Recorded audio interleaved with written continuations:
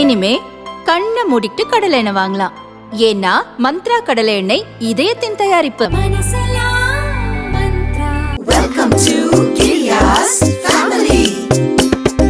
Giriya's family, always நம்ம family. அன்புள்ள கிரியாஸ், இது நம்ம ஃபேமிலி. உங்கள் தொழிற்சாலை மற்றும் நிறுவனத்தின் மின்சார தேவையை வங்கி நிதி உதவியுடன் சொந்தமாக சோலார் பிளான்ட் அமைத்து முழுமையாக நீங்களே பூர்த்தி செய்து கொள்ளலாம்.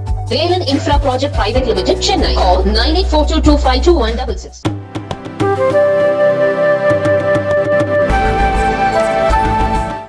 இருபத்தி எட்டாவது வட்டம் சிங்காரனூர் சட்டமன்ற தொகுதி ஆவரம்பாளையத்தில் நேற்றைய இரவு 10 மணிக்கு மேல் 11:40 வரை பாஜகவினுடைய வேட்பாளர் அண்ணாமலை அவர்கள் இந்திய தேர்தல் ஆணையம் அறிவித்திருக்கக்கூடிய அந்த தேர்தல் நடத்தை விதிமுறைகளை மீறி பிரச்சாரம் செஞ்சுருக்கார். தெருவாக வந்து 10 மணிக்கு மேலே ஓட்டு கேட்டிருக்காரு. இதை பார்த்த திராவிட முன்னேற்ற கழகத்தினுடைய எங்களது இந்தியா கூட்டணியினுடைய நிர்வாகிகள் தேர்தல் பணிமனையிலிருந்து அவங்க வீட்டுக்கு சென்றப்போ அதை பார்த்துருக்குறாங்க. பார்த்துட்டு போய் தேர்தல் பிரச்சாரம் பண்ணிட்டு வந்த அண்ணாமலையினுடைய வாகனத்துக்கு முன்புறமாக காவல்துறை வாகனம் சென்று கொண்டிருக்கிறது. காவல்துறையை சார்ந்த அதிகாரிகள்கிட்ட போய் எங்கள் கூட்டணியை சார்ந்தவர்கள் சரியாக 10:40 இருக்குது, ஆவரம்பாளையம் பேருந்து நிலையத்திற்கு அருகில் அங்கே போய் சொல்லியிருக்காங்க. ஏங்க வந்து 10 மணிக்குள்ளே தேர்தல் பிரச்சாரத்தை முடிக்கணும். ஒரு முக்கியமான கட்சியினுடைய வேட்பாளர் 10 மணிக்கு மேலே 10:40 ஆச்சு, இதுவரைக்கும் பிரச்சாரம் பண்ணிகிட்டு இருக்காரு.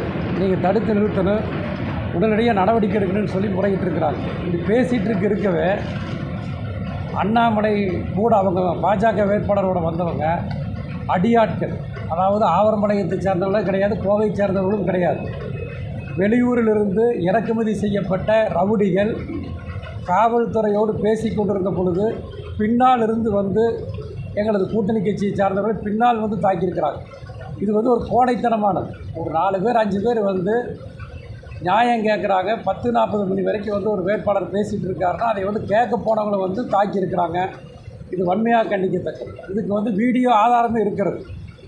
கடந்த அவர் பேசிகிட்டு இருக்கிறத வந்து வீடியோ ஆதாரமே இருக்கிறது. நான் அதை உங்களுக்கு காமிக்கிறேன்.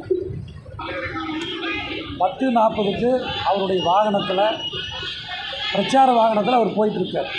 பிரச்சார வாகனத்தில் போயிட்டுருக்கிறப்ப ஒளிபெருக்கியில் பேசிட்டு போயிட்டுருக்கிறார். 10:40 வரைக்கும் வந்து பேசுகிறது இது நியாயமா? பாஜக வேட்பாளர் எப்படிப்பட்டவர் என்பதற்கு இது ஒன்றே வந்து சாட்சியாக இருக்கிறது. அவர் வந்து வேட்பாளராக போட்டியிடுவதற்கு முன்பு இந்திய அரசியல் அமைப்பு சட்டப்படி இந்திய தேர்தல் ஆணையம் என்ன சொல்லியிருக்கிறது, ஒவ்வொரு வேட்பாளரும் வந்து வேட்பாளராக வேட்புமனு தாக்கல் செய்கிறப்ப வந்து நம்ம வந்து உறுதிமொழி இருக்கிறப்ப வந்து சட்ட விதிகளுக்கு உட்பட்டு நாங்கள் தேர்தல் பிரச்சாரம் பண்ணுறோம் அப்படின்னு சொல்லி தான் இருக்கிறோம். அதே நேரத்தில் சட்ட விதிகளை தாண்டி 10:40 வரைக்கும் வந்து பிரச்சாரம் பண்ணியிருக்காரு. இது வந்து நேற்றைக்கு.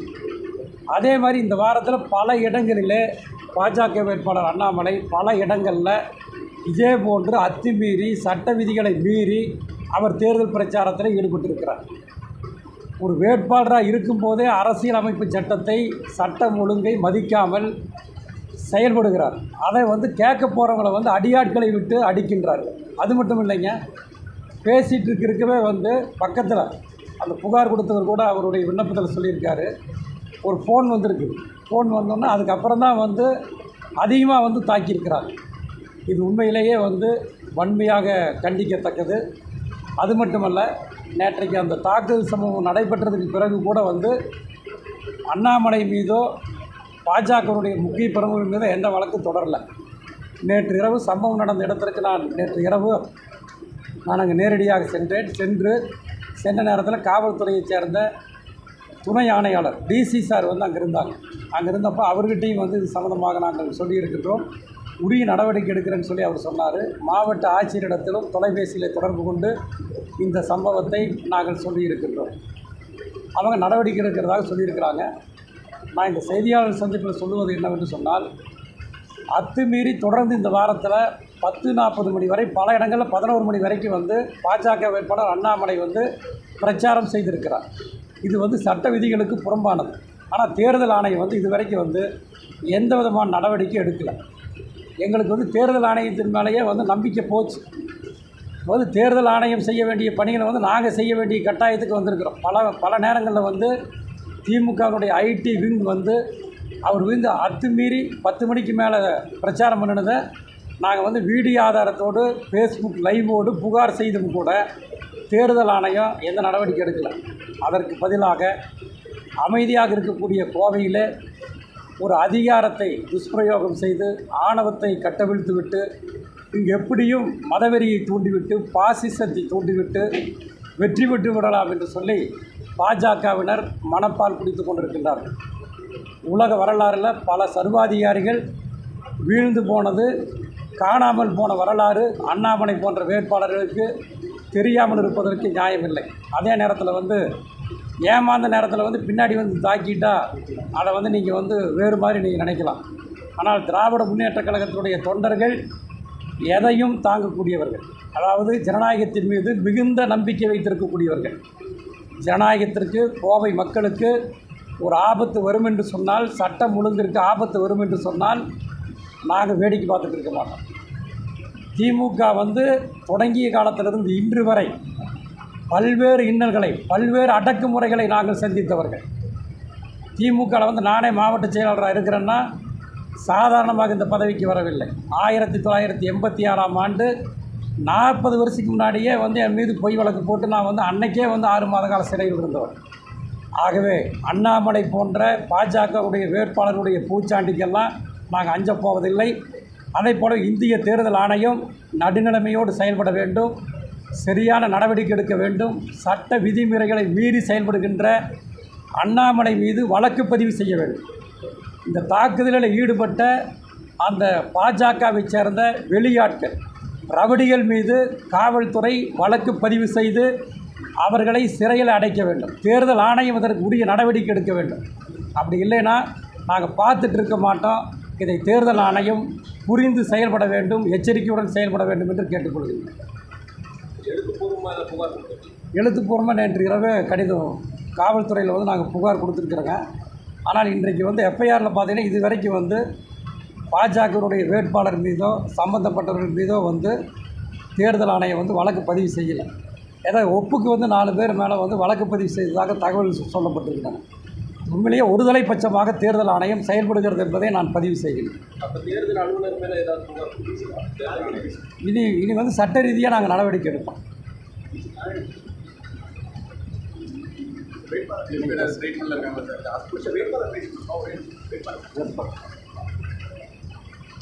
அனைவருக்கும் வணக்கம்.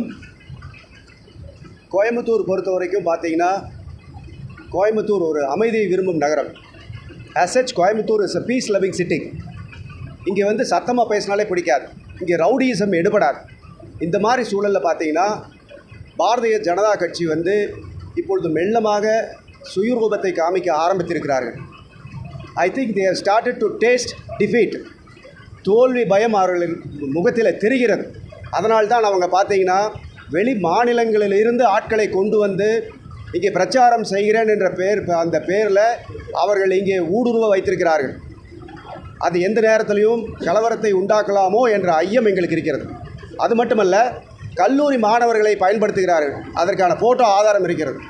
அவர்களை பயன்படுத்தி நோட்டீஸ் கொடுப்பது, நிறைய இடத்துல வந்து பார்த்திங்கன்னா தேவையில்லாமல் பேசுவது, அந்த சிறு வயது சிறுவர்களை வைத்து தேர்தல் சட்டத்திற்கு புறம்பாக பள்ளியிலும் பள்ளி மாணவர்களும் கல்லூரி அந்த மாதிரி இடங்களில் வந்து பிரச்சாரம் செய்யக்கூடாது என்று இருக்கும் இடத்தில் கூட இவங்க அவங்கள வைத்தே பிரச்சாரம் செய்கிறார்கள் என்பது எவ்வளோ ஒரு சட்டத்திற்கு முரணானது, விதிகளுக்கு புறம்பானது அப்படின்னு நீங்கள் புரிஞ்சுக்கணும்.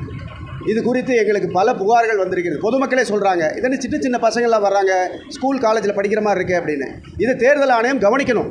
தேர்தல் ஆணையம் பார்க்குதா அப்படின்னு ஒரு சந்தேகம் இப்போ எங்களுக்கு மெல்லமாக வர ஆரம்பிச்சிருக்கு. காவல்துறையும் இந்த நடவடிக்கை எடுக்க வேண்டும். ஏனென்று கேட்டால் ஆதாரபூர்வமாக புகார் கொடுத்தும் ஒரு 2-3 நாட்களுக்கு முன்பு 11 மணிக்கு அண்ணாமலை வந்து ஒரு இடத்துல பிரச்சாரம் பேசியிருக்கிறார் என்று சொல்லப்படுகிறது. அந்த வேட்பாளர் பேசும்போது இங்கே வழக்கறிஞர்கள் அந்த புகாரை கொடுத்தபோது அந்த புகார் அங்கே ஏற்றுக்கொள்ளப்படவில்லை. அவங்க பெயரிடப்படாமல் ஒரு புகாரை பதிவு செய்திருக்கிறார்கள். இப்படியே போகுமானால் எங்களுக்கு என்ன ஐயம் வருகிறது என்றால், வேறு ஏதாவது திட்டம் வைத்திருக்கிறார்களா, தோல்வி பயத்தில் வேறு இடையூறு செய்ய திட்டமிட்டிருக்கிறார்கள் என்பதுதான் தெளிவான செய்தி. அதற்கு முதல் உதாரணம் தான் நேற்று நடந்த சம்பவம். கோவை மக்களை பொறுத்த வரைக்கும் அமைதி காத்து அமைதியை விரும்பும் மக்களுக்கு இந்த தேர்தல் எப்படி கொண்டு போகப் போகிறார்கள் என்ற ஐயப்பாடு வந்துவிட்டது. அதனால் தேர்தல் ஆணையம், காவல்துறை இரண்டுமே இது குறித்து கடுமையான நடவடிக்கை எடுத்து நடுநிலையோடு இந்த தேர்தல் நடத்தப்பட வேண்டும் என்று நாங்கள் இந்த இடத்துல கேட்டுக்கொள்கிறோம்.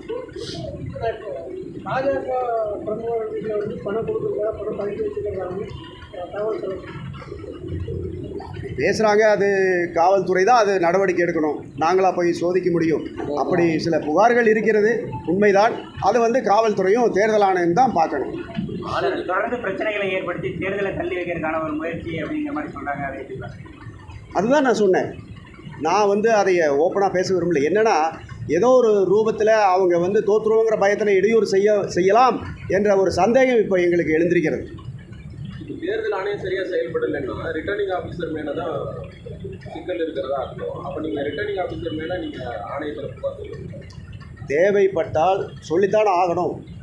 அதற்காக கோவையில் ஒரு கலவரத்தையோ இல்லை சட்டத்தை மீறியோ இங்கே நடப்பதை எப்படி ஏற்றுக்கொள்ள முடியும்? தேர்தல் ஆணையம் சரியான வரையில் போகிறதா என்று பார்க்க வேண்டும். இது வரைக்கும் நாங்கள் சொல்லியிருக்கிறோம்.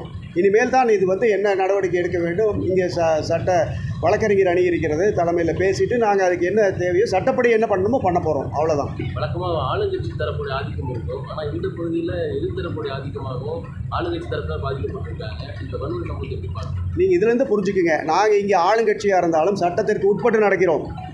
ஆனால் பிஜேபி அதை மீறி நடக்கிறது. அவங்க அதிகாரத்தை கையில் எடுத்து என்ன பண்ணுறாங்கன்னு பார்த்தீங்க. அன்றைக்கும் கூட திருப்பூரில் ஒரு வேட்பாளர் அதிகாரிகளை மிரட்டினதாக ஒரு வீடியோ வைரல் ஆனது. தமிழகம் முழுக்க இதுதான் நடக்குது. அவங்க அதிகாரத்தை கையில் எடுத்து குறிப்பாக ஐஏஎஸ் ஐபிஎஸ் அதிகாரிகளை வளைத்து போட்டு இல்லாட்டி மிரட்டி பார்க்கிறார்கள். மிரட்டி பார்த்து சாதகமான முடிவை ஏற்படுத்த முயற்சி செய்கிறார்கள். பொதுமக்கள் முன்னிலையிலேயே காவல்துறை பாஜக மிரட்டப்பட்டாங்க. அதான் சொல்கிறேன், அவங்க அதிகாரத்தை கையில் எடுத்துக்கொள்கிறாங்க. இந்த மிரட்டலெல்லாம் இங்கே கோவையில் எடுபடாது.